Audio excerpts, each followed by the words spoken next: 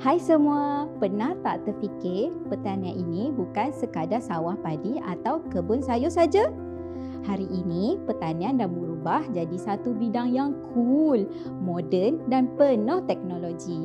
Inilah yang kita panggil AgriNext, pertanian gaya anak muda. Bayangkan, tanam sayur dalam sistem hidroponik atau atas bumbung rumah, guna drone untuk siram pokok atau monitor tanaman guna apps dalam telefon. Pertanian sekarang bukan lagi kerja berat semata-mata. Ia tentang idea kreatif, inovasi dan teknologi hijau. Dan yang best, beliau boleh jadikan pertanian sebagai kerjaya berprestij, bisnes startup malah gaya hidup moden. Dari pertanian di bandar hinggalah usahawan pertanian yang ekspor hasil ke luar negara. Semua ini terbuka luas untuk generasi muda. Kita nak ubah mindset. Pertanian bukan kerja orang lama, tapi platform untuk anak muda cipta masa depan hijau. Inilah semangat yang akan kita bawa dalam persidangan Komuniti Kebangsaan Pertanian 2.0.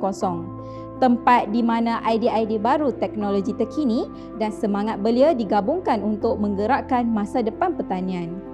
So, kalau anda anak muda yang nak jadi sebahagian daripada AgriNext Movement, jangan lepaskan peluang ini. Sertai kami dan sama-sama kita buktikan pertanian itu bukan sekadar kerja, tapi satu gaya hidup masa depan.